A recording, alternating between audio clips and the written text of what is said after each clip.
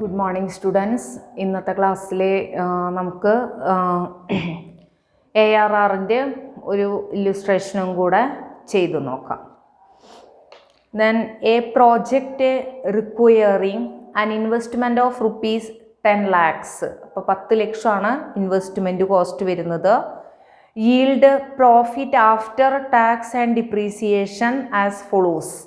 After tax and depreciation ആണ് നമുക്ക് തന്നിട്ടുള്ളത്. ഫസ്റ്റ് ഇയറിലെ പ്രോഫിറ്റ് 50,000, സെക്കൻഡ് ഇയറിലെ 75,000, തേർഡ് ഇയറിലെ 1,25,000, ഫോർത്ത് ഇയറിലെ 1,30,000, ഫിഫ്ത്ത് ഇയറിലെ 80,000. അങ്ങനെ ടോട്ടൽ 4,60,000 റുപ്പീസാണ് ടോട്ടൽ ഇൻഫ്ലോ വരുന്നത്. At the end of the fifth ഇയറിൻ്റെ അവസാനത്തിലെ machinery of the project can be sold for rupees 80,000. 80,000 രൂപയുടെ മെഷീനറി അവർ വിറ്റിട്ടുണ്ട്.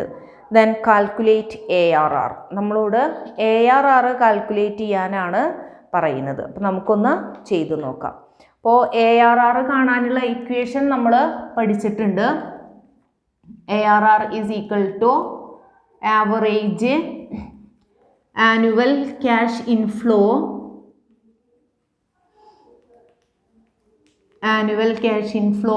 divided by investment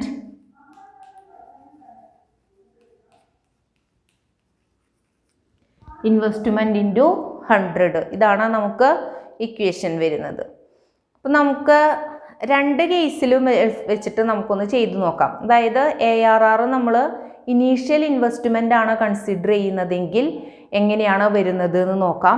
അതുപോലെ തന്നെ ARR if average investment is considered, രണ്ട് കേസിലും നമുക്ക് നോക്കാം. അപ്പം അതിന് മുൻപായിട്ട് നമുക്ക് ഏത് കമ്പ്യൂട്ട് ചെയ്യണം? Average annual cash inflow compute ചെയ്യണം. അപ്പം അതൊന്ന് നമുക്ക് കണ്ടുപിടിക്കാം. ആവറേജ് ആനുവൽ ക്യാഷ് ഇൻഫ്ലോ കാണാനുള്ള ഇക്വേഷൻ നമ്മൾ ഓൾറെഡി പഠിച്ചിട്ടുണ്ട്. എന്താണ്? ടോട്ടൽ ഇൻഫ്ലോ അല്ലേ, total cash inflow divided by number of years. Total inflow എത്രയെന്ന് നമുക്ക് തന്നിട്ടുണ്ട്. 4,60,000 ആണ് വരുന്നത്. അപ്പോൾ 4,60,000 ഡിവൈഡഡ് ബൈ 5 വർഷമല്ലേ നമുക്ക് വരുന്നത്. 5 വർഷമാണ് നമുക്ക് വരുന്നത്. അപ്പോൾ ഈക്വൽ ടു നമുക്ക് എത്ര വരും? 9 5 45, 2 5 10, 92,000. 92,000 ആണ് നമുക്ക് വരുന്നത്. നമുക്ക് ARR കമ്പ്യൂട്ട് ചെയ്യാം. ARR if initial investment is considered.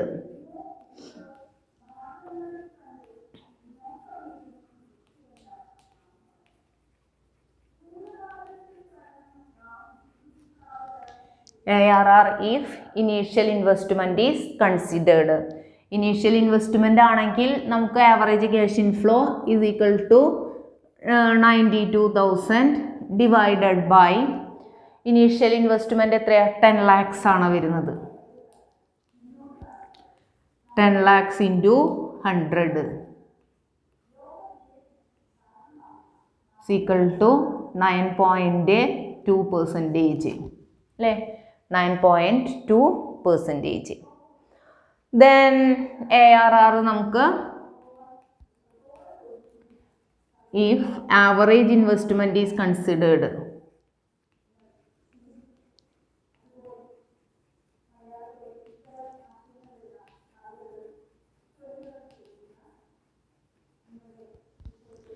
Average investment ആവുമ്പോൾ നമുക്ക് ഏത് കണ്ടുപിടിക്കണം? ആവറേജ് ഇൻവെസ്റ്റ്മെൻറ്റ് കമ്പ്യൂട്ട് ചെയ്യണം. അപ്പോൾ ആവറേജ് ഇൻവെസ്റ്റ്മെൻറ്റ് കാണാനുള്ള ഇക്വേഷനൊക്കെ നമ്മൾ ലാസ്റ്റ് ക്ലാസ്സിൽ പഠിച്ചതാണ്. ആവറേജ് ഇൻവെസ്റ്റ്മെൻറ്റ് കാണാനുള്ള equation total investment or original investment, initial investment or original investment plus scrap divided by 2 ആണ് നമുക്ക് വരുന്നത്. Is equal to original investment എന്ന് പറയുന്നത് 10 lakhs ആണ് പ്ലസ് നമ്മൾ പറഞ്ഞിട്ടുണ്ടായിരുന്നു, നമുക്ക് അറിയാം at the end of the 5th year machinery of the project is sold for rupees 80,000. 80,000 രൂപയ്ക്ക് നമ്മൾ എൻഡ് ഓഫ് ദ ഇയറിലെ മെഷീനറി വിറ്റിട്ടുണ്ട്. അപ്പോൾ മെഷീനറി വിറ്റിട്ടുണ്ട് എന്ന് പറയുമ്പോൾ ആ 80,000 നമുക്ക് സ്ക്രാപ്പ് ഓർ സാൽവേജ് വാല്യൂ ആണ്. അപ്പോൾ 10 lakhs plus 80,000 divided by 2 is equal to നമുക്ക് എത്ര വരും? 10,80,000 അല്ലേ, divided by 2 5 4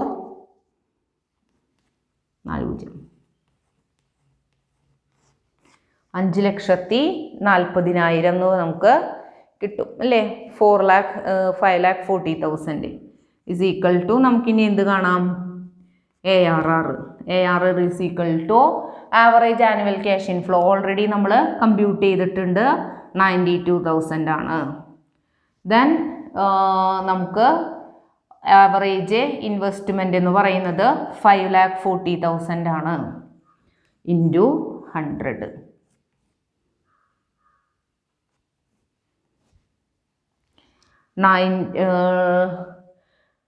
920 divided by 54 is equal to നമുക്ക് വരുന്നത് 17.03%. അപ്പം ഇങ്ങനെയാണ് നമ്മൾ ഇത് കാണുന്നത്, average rate of return compute ചെയ്യുന്നത്. ദെൻ നെക്സ്റ്റ് നമുക്ക് അഡ്വാൻറ്റേജസ് ഓഫ് ARR നോക്കാം. ARRൻ്റെ അഡ്വാൻറ്റേജസ് എന്താണെന്നുള്ളത് നോക്കാം. ഫസ്റ്റ് അഡ്വാൻറ്റേജസ് നമ്മൾ പറയുന്നത് പേ ബാക്ക് പീരീഡ് പോലെ തന്നെ simple to operate and easy to understand അല്ലേ. വലിയ കോംപ്ലിക്കേഷൻ ഒന്നുമില്ല, നമുക്ക് വളരെ സിമ്പിളായിട്ട് ചെയ്യാവുന്നതേ ഉള്ളൂ. ആ ഇക്വേഷൻസ് ഒക്കെ ഒന്ന്, ഫോർമുലാസ് ഒക്കെ ഒന്ന് പഠിച്ചു വെക്കണമെന്നേ ഉള്ളൂ. പിന്നെ നമ്മൾ ഈ ഒരു മെത്തേഡിലെ പ്രോഫിറ്റാണ് നമ്മൾ കൺസിഡർ ചെയ്യുന്നത് അല്ലേ. ഒരു പ്രോജക്റ്റിൻ്റെ throughout the working life അതിൻ്റെ പ്രോഫിറ്റ് എത്രത്തോളം ഉണ്ട് എന്നുള്ളതാണ് നമ്മളിവിടെ മെഷർ ചെയ്യുന്നത്. അപ്പോൾ അത് ഇത്രയും കൂടെ നല്ല ഒരു മെത്തേഡാണ്. പിന്നെ നമുക്ക് രണ്ട് പ്രോജക്റ്റുകൾ തമ്മിലുള്ള പ്രോഫിറ്റബിലിറ്റി കമ്പയർ ചെയ്യുന്നതിന് യാർഡ് സ്റ്റിക്ക് ആയിട്ട് നമുക്കിത് ഉപയോഗിക്കാവുന്നതാണ്. അപ്പോൾ ഇതൊക്കെയാണ് നമുക്ക് ARRൻ്റെ അഡ്വാൻറ്റേജസ് വരുന്നത്. ദെൻ നെക്സ്റ്റ് നമുക്കതിൻ്റെ ഡിസഡ്വാൻറ്റേജസ് എന്തൊക്കെയാണെന്നുള്ളത് നോക്കാം.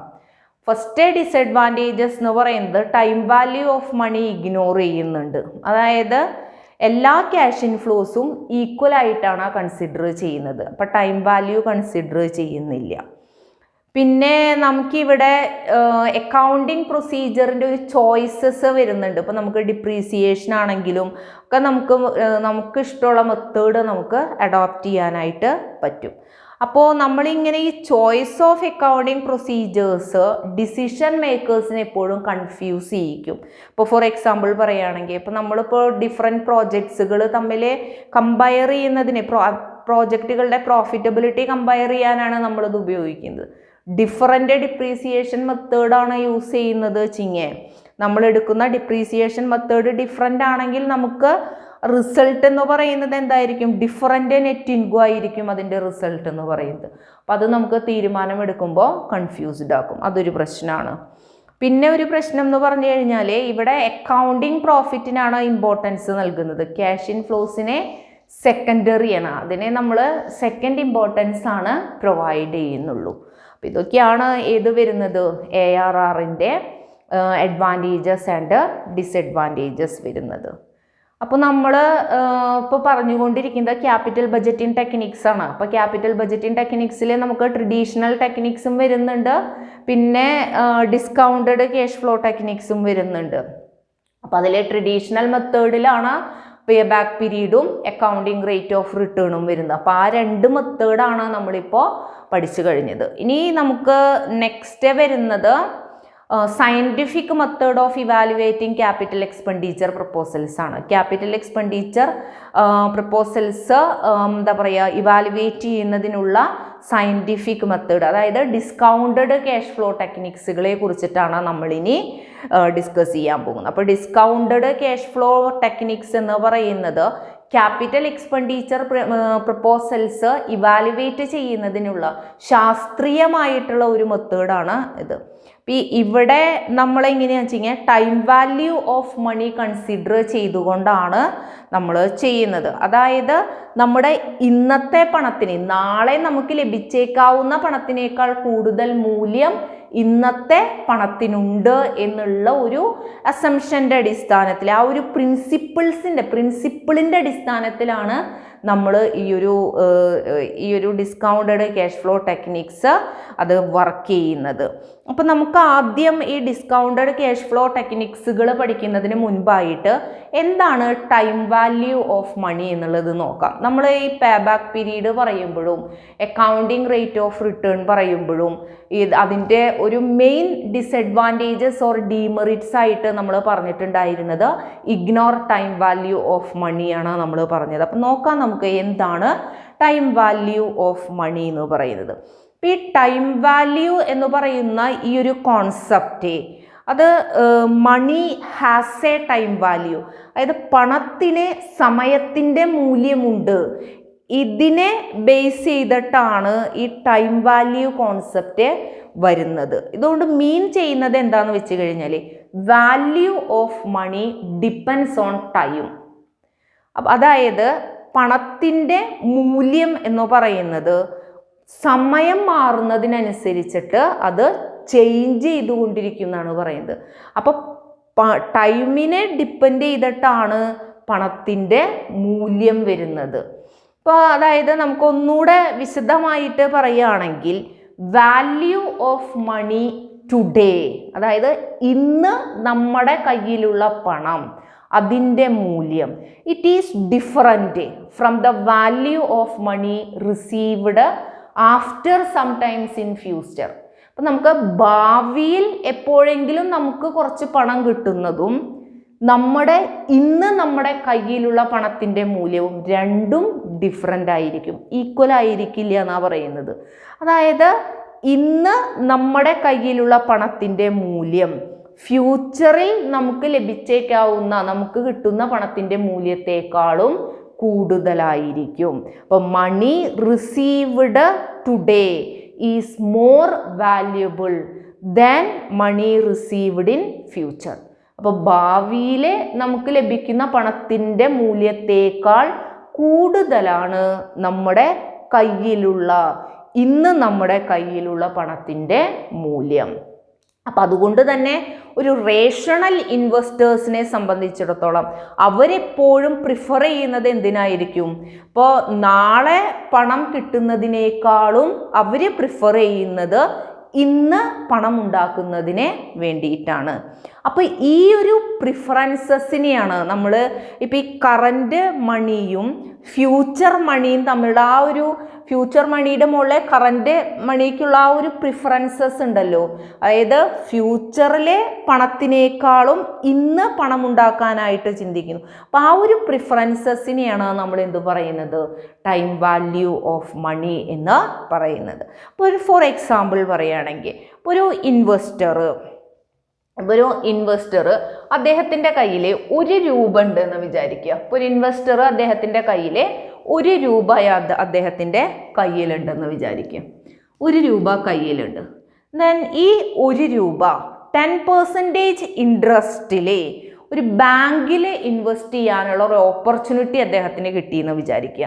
അപ്പോൾ അദ്ദേഹത്തിൻ്റെ കയ്യിലാകെയുള്ളത് 1 രൂപയാണ്. ഈ 1 രൂപ അദ്ദേഹത്തിന് 10% ഇൻട്രസ്റ്റ് റേറ്റിൽ ബാങ്കിൽ ഇൻവെസ്റ്റ് ചെയ്യാനുള്ള ഒരു ഓപ്പർച്യൂണിറ്റി ഉണ്ട്. ദെൻ അദ്ദേഹം ഇന്ന് അദ്ദേഹം എന്ത് ചെയ്യുന്നു? 1 രൂപ ഇൻവെസ്റ്റ് ചെയ്യുന്നു. ആഫ്റ്റർ 1 ഇയർ, 1 വർഷം കഴിയുമ്പോൾ അദ്ദേഹത്തിന് എന്ത് കിട്ടും? ഈ 1 രൂപയും കിട്ടും, പ്ലസ് അതിൻ്റെ ഇൻട്രസ്റ്റും കിട്ടുന്നതാണ്. അതായത് 1 രൂപയുടെ 10% ഇൻട്രസ്റ്റ് വരുന്നത്. അപ്പോൾ 1 റുപ്പീസിൻ്റെ 10% ഇൻട്രസ്റ്റ് എന്ന് പറയുമ്പോൾ 1/10, അതായത് 0.10 ആണ് വരിക. അപ്പോൾ ഇന്ന് 1 രൂപ അദ്ദേഹം ഇൻവെസ്റ്റ് ചെയ്ത് കഴിഞ്ഞാൽ 1 വർഷത്തിന് ശേഷം അദ്ദേഹത്തിന് എത്ര രൂപ കിട്ടും? 1 രൂപ 10 പൈസ കിട്ടും അല്ലേ? 1 രൂപ 10 പൈസയാണ് അദ്ദേഹത്തിന് ലഭിക്കുന്നത്. അപ്പോൾ ഇന്നത്തെ 1 രൂപ എന്ന് പറയുന്നത് 1 വർഷം കഴിയുമ്പോൾ അതിൻ്റെ മൂല്യം എത്രയൊന്നുണ്ട്? 1.10. അപ്പോൾ ഇന്ന് 1 രൂപ കൊടുത്താൽ കിട്ടുന്ന ഒരു സാധനം 1 വർഷം കഴിയുമ്പോൾ നമ്മൾ എത്ര കൊടുക്കേണ്ടി വരും? 1 രൂപ 10 പൈസ കൊടുക്കേണ്ടതായിട്ട് വരും. അപ്പോൾ ഇന്നത്തെ 1 രൂപ എന്ന് പറയുന്നത് ആഫ്റ്റർ 1 ഇയർ എത്രയാണ്? 1 രൂപ 10 പൈസയാണ്. അപ്പോൾ ഇന്ന് 1 രൂപയ്ക്ക് കിട്ടിയ അതേ സാധനം 1 വർഷം കഴിയുമ്പോൾ നമ്മൾ 1 രൂപ കൊടുത്താൽ കിട്ടില്ല. അപ്പോൾ നമുക്ക് എത്ര രൂപ കൊടുക്കണം? 1 രൂപയ്ക്ക് പകരം നമ്മൾ എത്ര കൊടുക്കണം? 1 രൂപ 10 പൈസ നമ്മൾ കൊടുക്കേണ്ടതായിട്ട് വരും. അതായത് മണി വാല്യൂ ഡിപ്രീസിയേറ്റ് ചെയ്യുന്നുണ്ട് by the passage of time. അപ്പോൾ സമയം പോകുന്നതിനനുസരിച്ച് ഏത് ഡിപ്രീസിയേറ്റ് ചെയ്യുന്നു? മണി വാല്യൂ ഡിപ്രീസിയേറ്റ് ചെയ്യുന്നുണ്ട്. അപ്പോൾ ഇന്ന് റിസീവ് ചെയ്യുന്ന പൈസയ്ക്ക് നമുക്ക് നാളെ ലഭിക്കുന്ന പണത്തിനേക്കാളും കൂടുതൽ മൂല്യമുണ്ടായിരിക്കും. അപ്പോൾ ഈ ഒരു പ്രിൻസിപ്പിളാണ് ഇവിടെ അപ്ലൈ ചെയ്യുന്നത്, ഡിസ്കൗണ്ടഡ് ക്യാഷ് ഫ്ലോ ടെക്നിക്സിൽ നമ്മൾ അപ്ലൈ ചെയ്യുന്നത്. അപ്പോൾ പണത്തിന് ടൈം വാല്യൂ ഉണ്ട് എന്നുള്ളൊരു പ്രിൻസിപ്പിളിൻ്റെ അടിസ്ഥാനത്തിൽ ആ ഒരു പ്രിൻസിപ്പൽ ആക്സെപ്റ്റ് ചെയ്തുകൊണ്ടാണ് നമ്മളിത് ചെയ്യുന്നത്. അപ്പം നമുക്ക് നോക്കാം ഏതൊക്കെയാണ് discounted cash flow techniques or time adjusted cash flow techniques എന്നുള്ളത്. നമ്മൾ ഓൾറെഡി പറഞ്ഞതാണ്. ഇത് ക്യാപിറ്റൽ എക്സ്പെൻഡിച്ചർ പ്രപ്പോസൽസ് ഒക്കെ ഇവാലുവേറ്റ് ചെയ്യുന്നതിനുള്ള ഒരു സയൻറ്റിഫിക് മെത്തേഡാണ് discounted cash flow techniques or time adjusted cash flow techniques എന്ന് പറയുന്നത്. അപ്പോൾ നമ്മൾ പേ ബാക്ക് പീരീഡും അക്കൗണ്ടിങ് റേറ്റ് ഓഫ് റിട്ടേൺ ഒക്കെ നമ്മൾ കണ്ടതാണ്. ആ 2 മെത്തേഡിലും time value of money consider ചെയ്യുന്നില്ല. അതായത് ഇനീഷ്യൽ ഇൻവെസ്റ്റ്മെൻറ്റും ആ പ്രപ്പോസലിൽ നിന്ന് ജനറേറ്റ് ചെയ്യുന്ന ഇൻകവും അല്ലെ, ഫ്യൂച്ചറിൽ അതിൽ നിന്ന് കിട്ടുന്ന ഇൻകവും രണ്ടിനും നമ്മൾ ഈക്വൽ ഇമ്പോർട്ടൻസ് ആണ് കൊടുക്കുന്നത്. ഇപ്പം ഇന്ന് 10,000 ഇൻവെസ്റ്റ് ചെയ്ത് നമുക്ക് ആ പ്രോജക്റ്റിൽ ഇൻവെസ്റ്റ് ചെയ്ത് കഴിഞ്ഞാൽ അപ്പോൾ ഇനീഷ്യൽ ഇൻവെസ്റ്റ്മെൻറ്റ് 10,000 ആണ്. നമുക്ക് ഫ്യൂച്ചറിലാണ് അല്ലേ, ആഫ്റ്റർ 1 ഇയർ ആണ് നമുക്ക് എന്ത് കിട്ടി തുടങ്ങുന്നുള്ളൂ, നോർമലി നമുക്ക് എന്ത് കിട്ടി തുടങ്ങുന്നുള്ളൂ, അതിൽ നിന്നുള്ള റിട്ടേൺ കിട്ടി തുടങ്ങുന്നുള്ളൂ. അപ്പോൾ നമ്മൾ ഈ ഇനീഷ്യൽ ഇൻവെസ്റ്റ്മെൻറ്റും ഫ്യൂച്ചറിൽ ആ പ്രോജക്റ്റിൽ നിന്ന് ജനറേറ്റ് ചെയ്യുന്ന ഇൻകവും രണ്ടിനും ഈക്വൽ ഇമ്പോർട്ടൻസ് ആണ് എവിടെ കൊടുക്കുന്നത്? പേ ബാക്ക് മെത്തേഡിൽ കൊടുക്കുന്നത്. പക്ഷേ യഥാർത്ഥത്തിൽ അവിടെ എന്തു വരുന്നുണ്ട്? ടൈം വാല്യൂ അല്ലേ, പണത്തിൻ്റെ ഒരു മൂല്യമുണ്ട്, അത് വ്യത്യാസമാണ്. അപ്പോൾ money received in future is not equivalent to the value of money invested today. നമുക്കറിയാവുന്നതാണ്. നമ്മൾ ഫ്യൂച്ചറിൽ നമുക്ക് ലഭിക്കുന്ന പണത്തിൻ്റെ മൂല്യവും നമ്മൾ ഇന്ന് ഇൻവെസ്റ്റ് ചെയ്യുന്ന പണത്തിൻ്റെ മൂല്യവും രണ്ടും അത് ഈക്വൽ അല്ല, അത് ഡിഫറൻ്റ് ആണ്. അപ്പോൾ നമ്മുടെ കയ്യിലുള്ള പണത്തിനാണ് കൂടുതൽ മൂല്യമുള്ളത് ഫ്യൂച്ചറിൽ നമുക്ക് ലഭിക്കുന്നതിനേക്കാളും. സോ അത് എന്തുകൊണ്ടാണ് അങ്ങനെ പറയുന്നത്? നമ്മുടെ കയ്യിലെ ഇന്നത്തെ പണത്തിനാണ് ഫ്യൂച്ചറിലെ പണത്തിനേക്കാൾ കൂടുതൽ മൂല്യമുള്ളത് എന്ന് പറയുന്നത് എന്തുകൊണ്ടാണ്? നമ്മുടെ കയ്യിൽ ഇന്ന് പൈസ ഉണ്ടെങ്കിൽ നമുക്കത് ഏതെങ്കിലും ഒരു പ്ലാറ്റ്ഫോമിൽ ഇൻവെസ്റ്റ് ചെയ്യാനായിട്ട് സാധിക്കും. അങ്ങനെ ഇൻവെസ്റ്റ് ചെയ്ത് അതിൽ നിന്ന് നമുക്ക് ഏൺ ചെയ്യാനായിട്ട് സാധിക്കും. അപ്പം അതുകൊണ്ടാണ് നമ്മൾ എന്തു പറയുന്നത്? ഫ്യൂച്ചറിലുള്ള പണത്തിനേക്കാൾ, ലഭിക്കാവുന്ന പണത്തിനേക്കാൾ കൂടുതൽ മൂല്യം നമ്മുടെ പ്രസൻറ്റ് ഓർ കറൻറ്റ് മണിക്ക് ഉണ്ട് എന്ന് പറയുന്നത്. അപ്പോൾ നമുക്കൊരു എക്സാമ്പിളും കൂടെ നോക്കി നോക്കാം. ഇപ്പം അനൂപിൻ്റെ കയ്യിൽ 100 റുപ്പീസ് ഉണ്ടെന്ന് വിചാരിക്കുക, 100 രൂപ ഉണ്ട്. ദെൻ അദ്ദേഹം 10% ഇൻട്രസ്റ്റ് റേറ്റിൽ അത് ഇൻവെസ്റ്റ് ചെയ്യുന്നു, ഇൻവെസ്റ്റ്മെൻറ്റ് നടത്തുന്നു. അദ്ദേഹം അത് ഇൻവെസ്റ്റ് ചെയ്യുന്നത് 3 ഇയേഴ്സിനാണ്, 3 വർഷത്തേക്കാണ് ഇൻവെസ്റ്റ് ചെയ്തിരിക്കുന്നത്. അപ്പോൾ അദ്ദേഹം ഇന്ന് എത്ര ഇൻവെസ്റ്റ് ചെയ്തു? ഇന്ന് അദ്ദേഹം 100 രൂപ ഇൻവെസ്റ്റ് ചെയ്തു അല്ലേ? ഇന്ന് അദ്ദേഹം 100 രൂപ ഇൻവെസ്റ്റ് ചെയ്തു. Then it is equal to ഇത് ഏതിന് ഈക്വൽ ആണ്? 1 വർഷത്തിന് ശേഷം അല്ലേ? ഇപ്പോൾ ആഫ്റ്റർ 1 ഇയർ, ടുഡേ 100 രൂപയാണ് വന്നത്, ആഫ്റ്റർ 1 ഇയർ അദ്ദേഹത്തിന് എത്ര കിട്ടുന്നുണ്ട്? ആഫ്റ്റർ ഫസ്റ്റ് ഇയറിൻ്റെ അവസാനം അദ്ദേഹത്തിന് എത്ര രൂപ കിട്ടുന്നുണ്ട്? 100 പ്ലസ് 100ൻ്റെ 10% ഇൻട്രസ്റ്റ്. അപ്പോൾ 100ൻ്റെ 10% എന്ന് പറയുമ്പോൾ എത്രയാണ് വരുന്നത്? 100ൻ്റെ 10% എന്ന് പറയുമ്പോൾ 10 റുപ്പീസാണ് അല്ലേ? 10 റുപ്പീസാണ് നമുക്ക് വരുന്നത്. അപ്പോൾ 100 പ്ലസ് 10 110 രൂപയാണ് അദ്ദേഹത്തിന് കിട്ടുന്നത്. അപ്പോൾ ഇന്നത്തെ 100 രൂപ എന്ന് പറയുന്നത് ഒരു വർഷം കഴിയുമ്പോൾ ഏതിന് ഈക്വലാണ്? 110ന് ഈക്വലാണ്.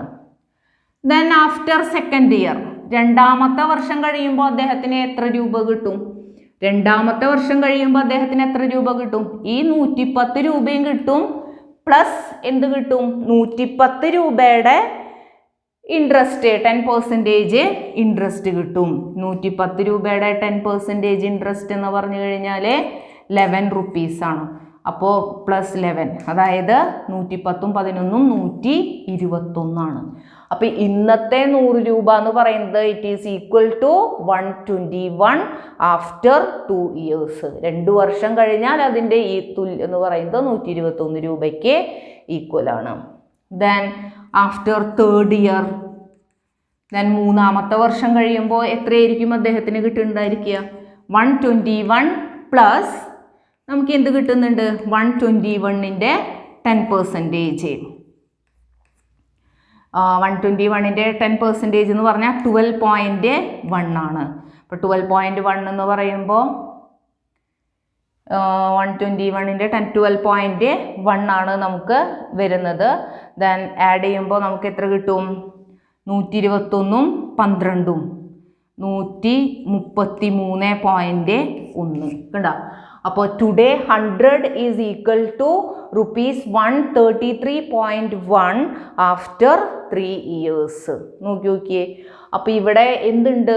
ഇന്നത്തെ പണത്തിനാണ് മൂല്യം കൂടുതൽ വരുന്നത്. അപ്പോൾ ഇതാണ് നമ്മൾ ഈ ഒരു ടെക്നിക്കാണ് നമ്മൾ എവിടെ അപ്ലൈ ചെയ്യുന്നത്? Time adjusted or discounted cash flow മെത്തേഡിൽ നമ്മൾ അപ്ലൈ ചെയ്യുന്നത്. അപ്പം ഇവിടെ നമ്മൾ ഈ ഒരു മെത്തേഡുകളിലെല്ലാം തന്നെ നമ്മൾ ചെയ്യുന്നത് ഫ്യൂച്ചർ സമ്മിൻ്റെ പ്രസൻറ്റ് വാല്യൂ നമ്മൾ കമ്പ്യൂട്ട് ചെയ്യുകയാണ് ചെയ്യുന്നത്.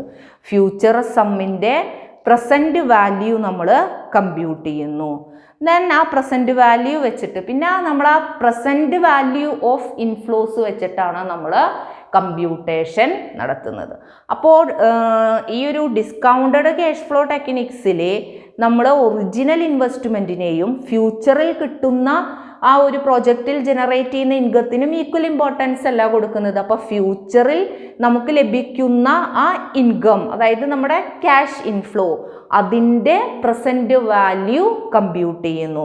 അപ്പോൾ ഈ ഫ്യൂച്ചർ മണിയുടെ പ്രസൻറ്റ് വാല്യൂ കണ്ടെത്തുന്നതിനുള്ള ടെക്നിക്കാണ് ഡിസ്കൗണ്ടിങ് ടെക്നിക്സ് എന്ന് പറയുന്നത്. അപ്പോൾ ഇത് അപ്ലൈ ചെയ്യുന്ന ടെക്നിക്കുകളെയാണ് നമ്മൾ ഡിസ്കൗണ്ടഡ് ക്യാഷ് ഫ്ലോ ടെക്നിക്സ് എന്ന് പറയുന്നത്. ഡിസ്കൗണ്ടഡ് ക്യാഷ് ഫ്ലോ ടെക്നിക്സിലെ നമുക്കൊരു 5ഓളം ടെക്നിക്കുകളെ കുറിച്ച് പഠിക്കാനുണ്ട്. അതിലെ ഫസ്റ്റ് വൺ വരുന്നത് net present value method, NPV method ഉണ്ട്.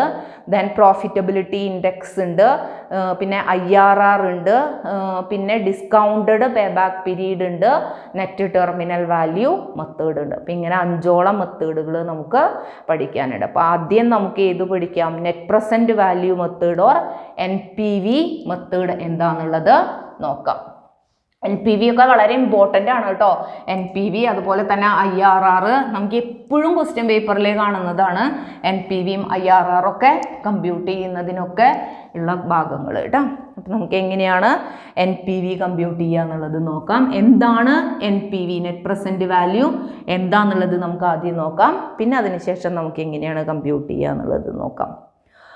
അപ്പോൾ ഈ ഒരു NPV മെത്തേഡിൽ ഓൾ ക്യാഷ് ഇൻഫ്ലോസ് എന്ന് പറയുന്നത് benefit derived from the project ആണ്.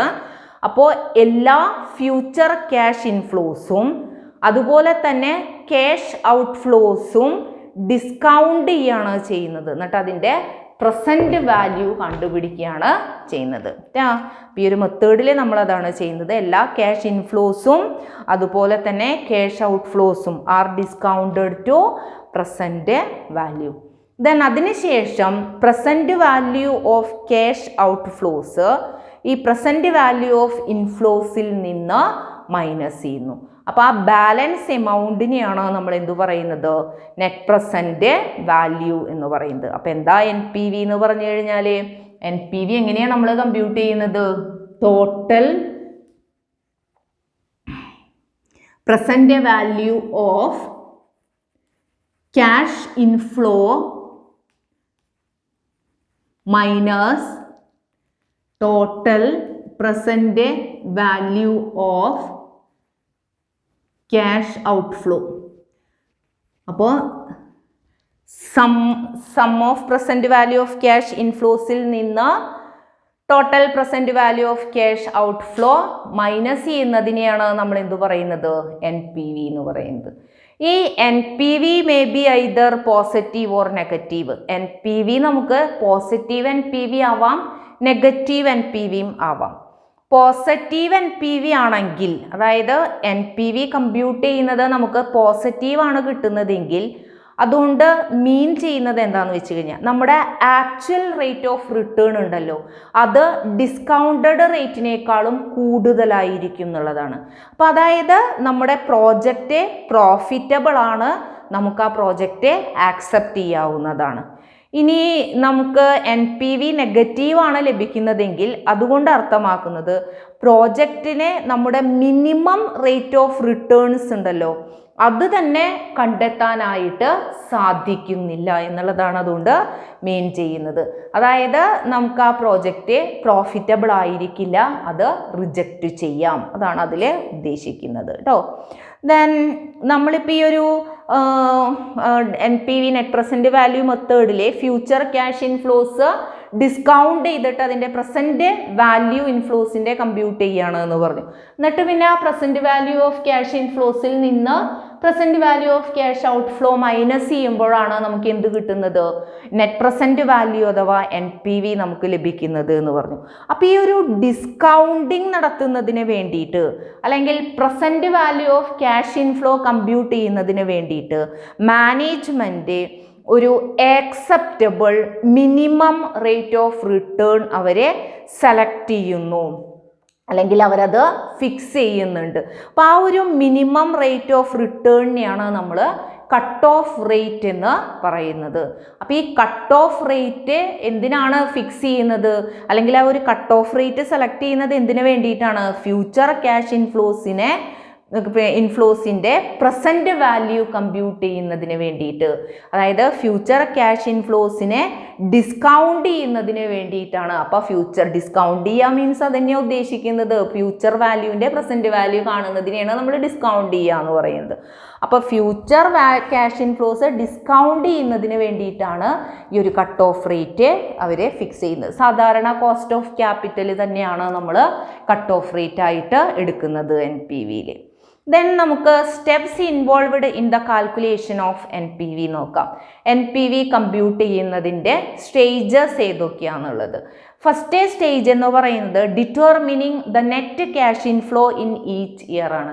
ഓരോ വർഷത്തെയും നെറ്റ് ക്യാഷ് ഇൻഫ്ലോ നമ്മൾ കണ്ടുപിടിക്കണം. ഈ നെറ്റ് ക്യാഷ് ഇൻഫ്ലോ എന്ന് പറയുന്നത് അല്ലെങ്കിൽ ഫ്യൂച്ചർ ഇൻഫ്ലോ എന്ന് പറയുന്നത് profit before depreciation after tax ആണ്. അപ്പോൾ നിങ്ങൾ ശ്രദ്ധിക്കേണ്ട കാര്യമാണ്, നമ്മൾ പേ ബാക്ക് പീരീഡ് പറയുമ്പോഴും നമ്മൾ പറഞ്ഞതാണ് ഫ്യൂച്ചർ ഇൻഫ്ലോ എന്ന് പറയുന്നത് profit before depreciation but after tax ആണ്. ആകെ കൂടെ ARRൽ മാത്രമേ നമ്മൾ profit after depreciation and tax എടുക്കുള്ളൂ. ബാക്കി എല്ലാ കേസുകളിലും നമ്മുടെ ഫ്യൂച്ചർ ഇൻഫ്ലോ എന്ന് പറയുന്നത് profit before depreciation after tax ആണ്. അപ്പോൾ അത് ചെയ്തു കഴിഞ്ഞാൽ പിന്നെ രണ്ടാമത്തെ സ്റ്റേജ് എന്ന് പറയുന്നത് desired rate of written or cut off rate select ചെയ്യുക എന്നുള്ളതാണ്. അത് മാനേജ്മെൻറ്റ് ഫിക്സ് ചെയ്യുന്നതാണ്. നോർമലി ചിലപ്പോൾ അത് കോസ്റ്റ് ഓഫ് ക്യാപിറ്റൽ തന്നെയാണ് വരാറ്. ദെൻ അത് കഴിഞ്ഞാൽ പിന്നെ നമ്മൾ ചെയ്യുന്നത് ഡിസ്കൗണ്ട് ഫാക്ടർ, ഓരോ വർഷത്തെയും ഡിസ്കൗണ്ട് ഫാക്ടർ കണ്ടെത്തുക എന്നുള്ളതാണ്. നമ്മൾ ഈ സെലക്ട് ചെയ്തിട്ടുള്ള അല്ലെങ്കിൽ ഫിക്സ് ചെയ്തിട്ടുള്ള ഡിസൈഡ് റേറ്റ് ഓഫ് റിട്ടേണിനെ ബേസ് ചെയ്തുകൊണ്ട് ഓരോ വർഷത്തെയും ഡിസ്കൗണ്ട് റേറ്റ് കണ്ടെത്തുക എന്നുള്ളതാണ് തേർഡ് സ്റ്റേജ് എന്ന് പറയുന്നത്. ഇപ്പോൾ ഫോർ എക്സാമ്പിൾ പറയുകയാണെങ്കിൽ നമ്മുടെ കട്ട് ഓഫ് റേറ്റ് എന്ന് പറയുന്നത് 10% ആണെന്ന് വിചാരിക്കുക. അപ്പോൾ കട്ട് ഓഫ് റേറ്റ് 10% ആണെങ്കിൽ നമുക്ക് ഓരോ വർഷത്തെയും എന്ത് കണ്ടുപിടിക്കണം? ഡിസ്കൗണ്ട് ഫാക്ടർ നമ്മൾ കമ്പ്യൂട്ട് ചെയ്യണം. അപ്പോൾ ആ ഡിസ്കൗണ്ട് ഫാക്ടർ കമ്പ്യൂട്ട് ചെയ്യുന്നതിന് വേണ്ടിയിട്ട് നമുക്ക് ടെക്സ്റ്റ് ബുക്കിൻ്റെ ബാക്കിൽ നിങ്ങൾക്ക് അതിൻ്റെ ടേബിൾ നമുക്ക് തന്നിട്ടുണ്ടായിരിക്കും. പ്രസൻറ്റ് വാല്യൂ ടേബിൾ നിങ്ങൾക്ക് തന്നിട്ടുണ്ടായിരിക്കും. Then table 1 present value of ₹1 എന്ന് പറഞ്ഞിട്ട് നിങ്ങൾക്കൊരു ടേബിള് കാണാം. പ്രസൻറ്റ് വാല്യൂ ഓഫ് ₹1 എന്ന് പറഞ്ഞിട്ട് നിങ്ങൾക്കൊരു ടേബിള് കാണാം. ദെൻ ആ ടേബിളിൽ നിങ്ങൾക്ക് താഴേക്ക് ഇയേഴ്സ് എന്ന് പറഞ്ഞ് താഴേക്ക് 1, 2, 3 അങ്ങോട്ട് താഴേക്ക് പോകുന്നുണ്ട്. ദെൻ റൈറ്റിലേക്ക് 5%, 6% എന്ന് പറഞ്ഞിട്ട് നമ്മുടെ cut off rate or cost of capital interest rate നമുക്ക് തന്നിട്ടുണ്ട്. അപ്പോൾ നമുക്ക് 10% കട്ട് ഓഫ് റേറ്റ് ആണെങ്കിൽ നമ്മൾ ഏതെടുത്തു? 10% കട്ട് ഓഫ് നമ്മൾ കൺസിഡർ ചെയ്തു. ഫസ്റ്റ് ഇയറിലെ കട്ട് ഓഫ് എന്ന് പറയുന്നത് നോക്കുക, ഇയറിലെ ഒന്നാമത്തെ വർഷം 10%-ന് നേരെയുള്ള ഡിസ്കൗണ്ട് ഫാക്ടർ, അതായത് 0.909. അപ്പോൾ ഫസ്റ്റ് ഇയറിൽ 10% കട്ട് ഓഫ് റേറ്റ് ആകുമ്പോൾ 0.909 ആണ് വരുന്നത്. ദെൻ സെക്കൻഡ് ഇയറിൽ രണ്ടാമത്തെ വർഷം എടുത്തു, 10%-ന് താഴെ നോക്കുക, 0.826. ഇപ്പോൾ അത് ഡിസ്കൗണ്ട് ഫാക്ടർ 0.826 ആണ്. ദെൻ തേർഡ് ഇയർ 10% വരുമ്പോൾ 0.752 വരും, 756. ദെൻ ഫോർത്ത് ഇയർ അങ്ങനെ നമുക്ക് നോക്കാം. ഇനി 15% ആണ് നമ്മുടെ കട്ട് ഓഫ് റേറ്റ് എങ്കിൽ ഫസ്റ്റ് ഇയറിലെ 0.870, സെക്കൻഡ് ഇയർ ആണെങ്കിൽ 15%-ന് താഴെ 0.756. ഇങ്ങനെയാണ് നമ്മൾ എന്ത് കണ്ടുപിടിക്കുന്നത്? കട്ട് ഓഫ് റേറ്റ് കമ്പ്യൂട്ട് ചെയ്യുന്നത്.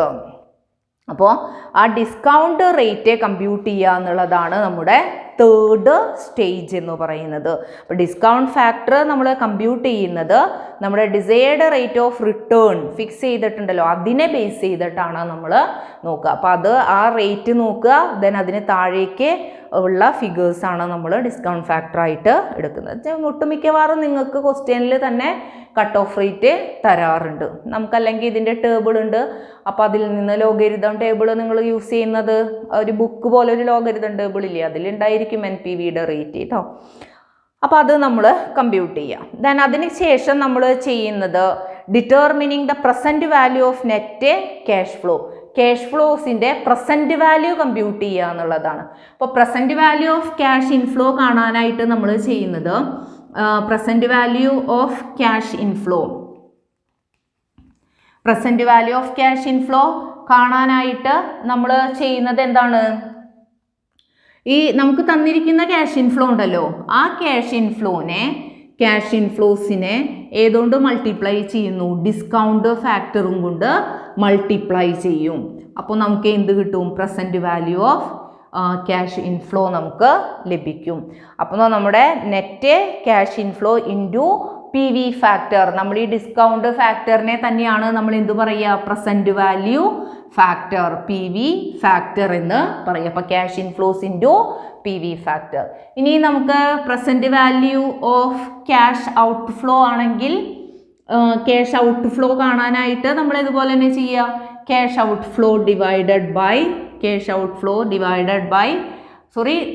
Flow into PV factor or discount factor. അപ്പം നമുക്ക് കിട്ടും.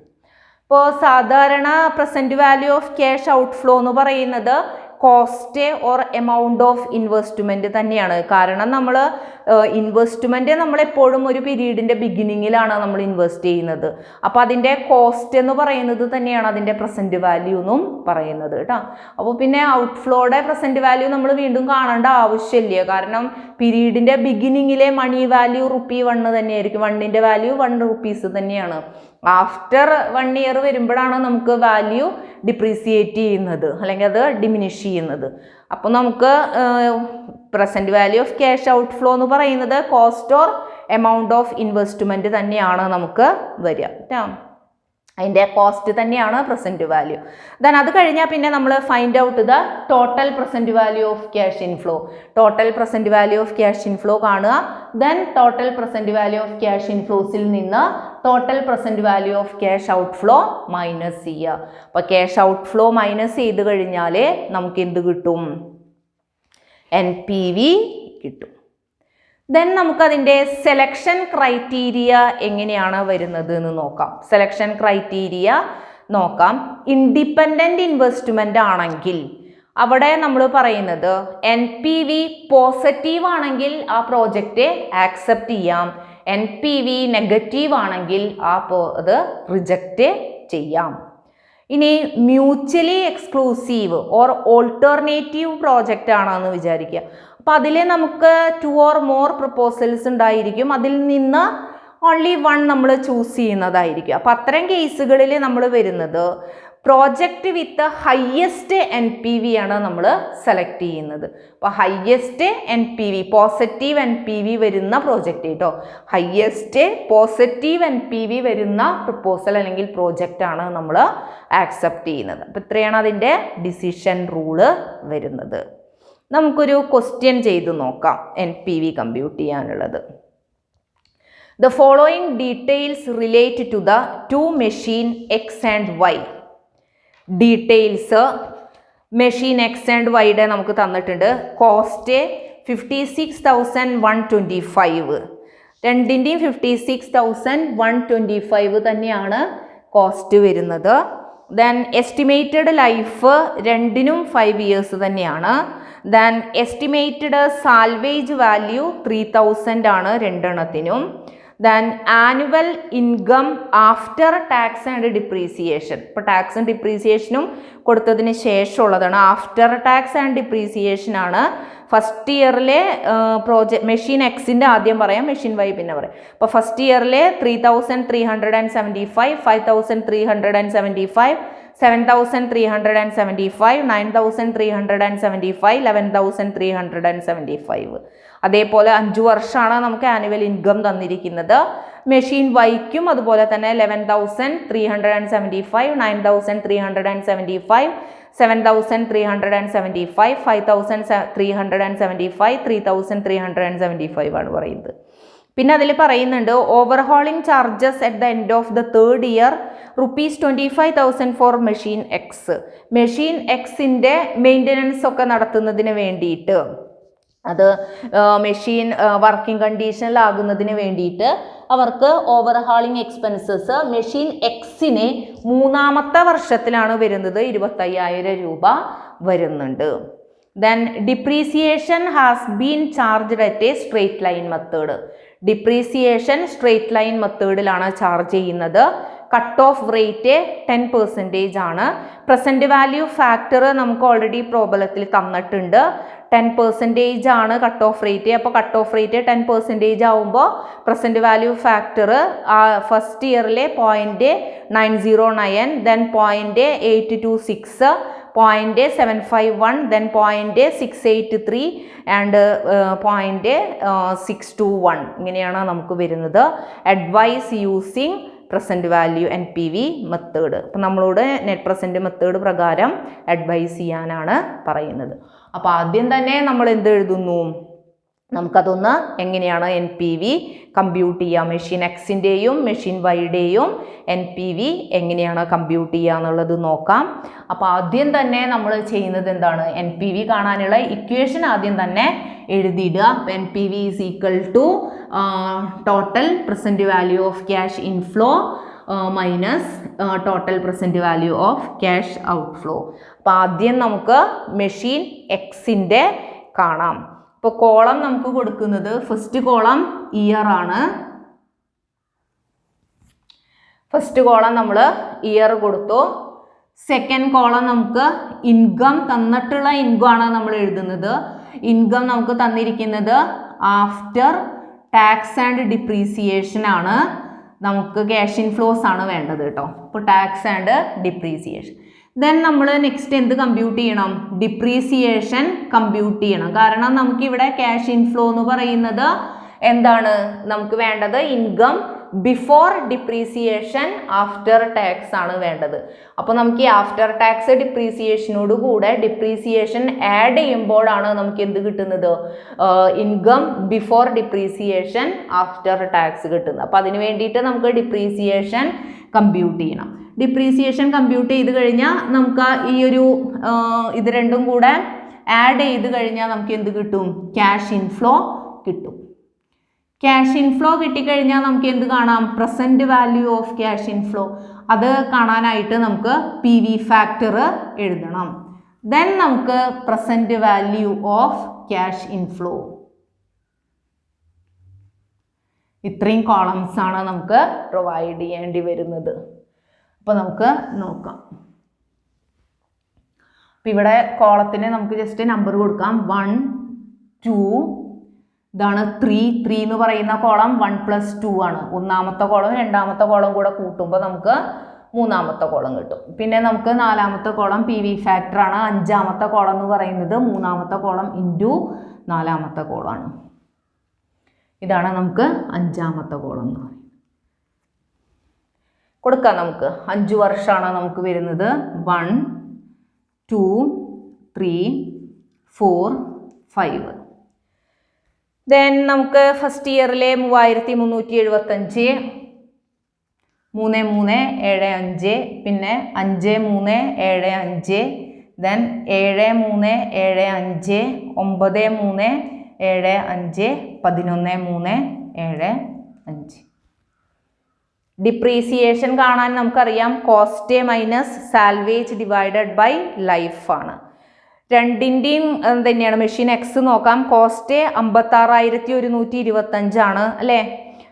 കോസ്റ്റ് എന്ന് പറയുന്നത് ഡിപ്രീസിയേഷൻ കാണാനായിട്ട് നമ്മൾ ഓൾറെഡി പഠിച്ചിട്ടുള്ളതാണ്. Cost minus scrap divided by എന്താണ്, cost minus scrap divided by ലൈഫാണ് നമുക്ക് വരുന്നത്. ഈക്വൽ ടു കോസ്റ്റ് എന്ന് പറയുന്നത് 56,125 ആണ്. സ്ക്രാപ്പ് എന്ന് പറയുന്നത് 3000 ആണ്. ഡിവൈഡഡ് ബൈ 5 ഇയേഴ്സ് ആണ്.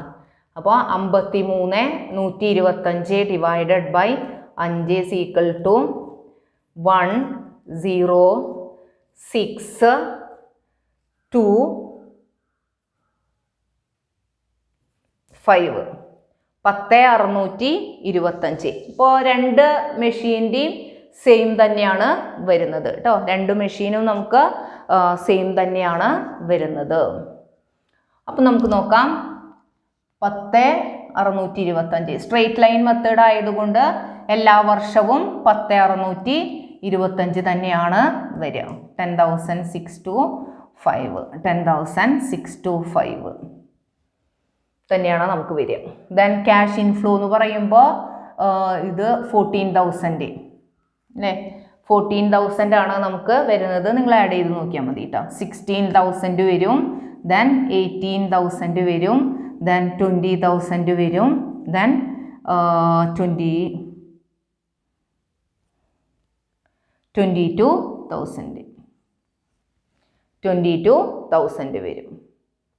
ദെൻ നമുക്ക് പ്രസൻറ്റ് വാല്യൂ 0.09, ദെൻ 0.826, 0.751, 0.683, 0.621 ആണ് നമുക്ക് വരുന്നത്. മൾട്ടിപ്ലൈ ചെയ്യാം അല്ലേ. ഇത് രണ്ടും കൂടെ മൾട്ടിപ്ലൈ ചെയ്യാം. മൾട്ടിപ്ലൈ ചെയ്യുമ്പോൾ 14,000 ഇൻറ്റു 0.909 വരിക നമുക്ക് 12,726. ദെൻ 16,000 ഇൻറ്റു 0.826 എന്ന് പറയുമ്പോൾ 13,216. ദെൻ 18,000 ഇൻറ്റു 0.751 എന്ന് പറയുമ്പോൾ 13,518. ദെൻ 20,000 ഇൻറ്റു 683 എന്ന് പറയുമ്പോൾ 13,600. ദെൻ 22,000 ഇൻറ്റു 0.21 എന്ന് പറയുമ്പോൾ 13,662 വരും. 62 ഇത്രയാണ് നമുക്ക് വരിക.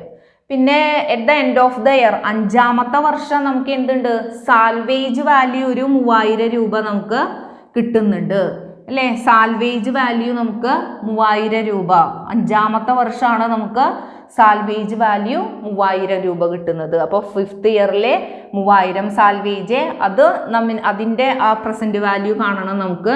അപ്പോൾ അതിൻ്റെ പ്രസൻറ്റ് വാല്യൂ കാണാനായിട്ട് ഈ 3000ൻ്റെ പ്രസൻറ്റ് വാല്യൂ കാണാനായിട്ട് നമ്മൾ 5ാമത്തെ വർഷത്തെ PV ഫാക്ടർ ആയിട്ടുള്ള 621 കൊണ്ട് മൾട്ടിപ്ലൈ ചെയ്യുന്നു.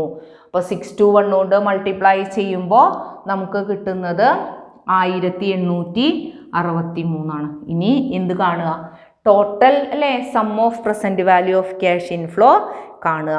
ഇപ്പോൾ ടോട്ടൽ കാണുമ്പോൾ നമുക്ക് എത്ര വരുന്നത്, 68,645 കിട്ടും. ഇത് നമ്മുടെ total present value of cash inflow ആണ്. അതിൽ നിന്ന് നമ്മൾ എന്ത് മൈനസ് ചെയ്യുന്നു, ഏതാണ് മൈനസ് ചെയ്യുന്നത്, less present value of cash outflow minus ചെയ്യുന്നു. Present value of cash outflow, present value of cash outflow എന്ന് പറയുന്നത് നമ്മുടെ ഇനീഷ്യൽ കോസ്റ്റ് തന്നെയാണ്. അപ്പോൾ മൈനസ് ചെയ്യാനുള്ളത് ഞാൻ ബ്രാക്കറ്റിനകത്താണ് ഇടുന്നത്. അപ്പോൾ 56,125. ദെൻ നമ്മളോട് പറഞ്ഞിട്ടുണ്ടായിരുന്നു ഓവർഹാളിങ് ചാർജസ്, നമ്മുടെ ക്വസ്റ്റ്യനിൽ ഉണ്ടായിരുന്നു overhauling charges at the end of the 3rd year 25,000 for machine X. Machine എക്സിന് ഓവർഹാളിങ് ചാർജസ് വരുന്നുണ്ട് എത്രയാണ് 25,000 എന്ന് നമ്മളോട് പറഞ്ഞിട്ടുണ്ടായിരുന്നു. അപ്പോൾ അത് നമുക്ക് കമ്പ്യൂട്ട് ചെയ്യണം. അപ്പോൾ അത് എഴുതുക, ലെസ് ഓവർഹാളിങ് ചാർജസ്. ഓവർഹാളിങ് ചാർജസ് എത്ര വരുന്നത്, 25,000 ആണ് വരുന്നത്. 3ാമത്തെ വർഷത്തിലാണ് നമുക്ക് ആ ചാർജ് വന്നിട്ടുള്ളത്. അപ്പോൾ അതിൻ്റെ പ്രസൻറ്റ് വാല്യൂ കാണാനായിട്ട് 3ാമത്തെ വർഷത്തെ PV ഫാക്ടർ കൊണ്ട് മൾട്ടിപ്ലൈ ചെയ്യുക. അപ്പോൾ 0.751 ആണ് 3ാമത്തെ വർഷത്തെ. അപ്പോൾ അതും നമുക്ക് മൈനസ് ചെയ്യാനുള്ളതാണ്. ഞാൻ ബ്രാക്കറ്റിനകത്താണ് ഇടുന്നത്. 18,775 ആണ് വരിക.